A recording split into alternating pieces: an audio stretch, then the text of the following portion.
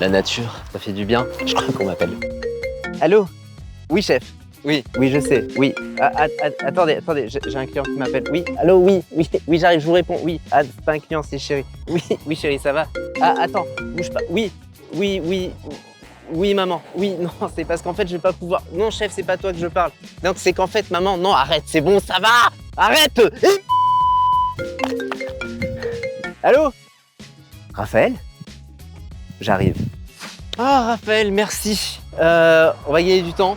Présente-toi, dis-moi qui tu es. Kia Fréjus, groupe Cellence. On propose du coup divers véhicules de diverses marques, notamment Kia, pour le neuf et pour l'occasion. Aujourd'hui, on est avec l'Iv3 du coup qui est juste ici. Nouveau véhicule arrivé dans la gamme il y a maintenant quelques mois. Nouveau véhicule électrique, grosse autonomie, un peu plus de 80 kg de batterie, ce qui nous permet donc d'avoir à peu près 605 km d'autonomie annoncée par le constructeur. Ce qui est donc une révolution pour nous. Maman demande c'est quoi ce que tu préfères sur le véhicule? Ça va être les feux à l'avant, multi-LED avec le découpage pour les véhicules en face. C'est-à-dire que quand on est en plein phare, on n'a pas besoin de couper les phares, ça se découpe tout seul. On va avoir aussi le coffre.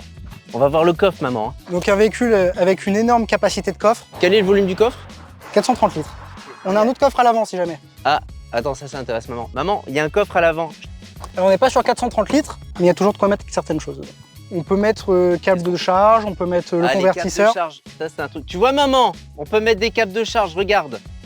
Maman en visio. Tu vois? Super. Bah, voyons l'intérieur. Je vous propose de vous installer. Allons-y. Nous voilà donc à bord de ce véhicule qui mesure 4,30 m. On est donc sur une position qui va être beaucoup plus surélevée, beaucoup plus plongeante que ce qu'on avait sur le Niro et l'Iv6. La grande dalle, on va voir du coup les différents écrans, forcément tactiles pour l'écran multimédia comme pour celui de climatisation.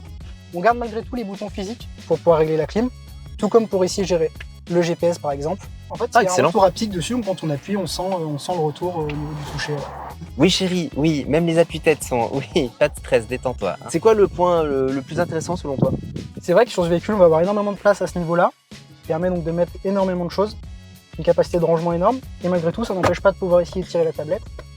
Oui maman, c'est une très bonne question, je demande à Raphaël. Maman s'inquiète sur l'usure des pneus, qu'elle a une électrique déjà et les pneus s'usent beaucoup à l'avant. Alors c'est une traction, c'est un véhicule du coup qui a un couple instantané puisque c'est l'électrique. Okay. Le constructeur a gardé les 204 chevaux du Niro en traction mais a réduit un petit peu le couple, ce qui permet de ne plus avoir de dérapage au démarrage et donc de préserver les pneus. T'as entendu maman? Ouais. Bon, on va faire un...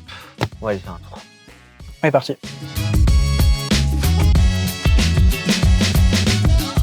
Bon bah si on parlait un peu fiscalité. Qui dit véhicule tout électrique dit exonération de TVS pour les sociétés, pas de malus au poids, véhicule amortissable, donc pas de malus CO2 non plus, donc ça c'est extrêmement intéressant pour les entreprises. On a beaucoup de sociétés maintenant qui se mettent à l'électrique pour leur flotte, le véhicule du commercial, du patron, et c'est aussi un geste vers l'avenir et vers le monde durable vers lequel on se tourne. Oh bah c'est cool tout ça, allez, on y retourne?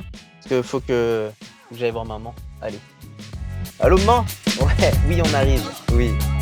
Ah attends, j'ai le chef qui me rappelle. Oui, chef. Oui. Non, d'accord, oui, ça marche.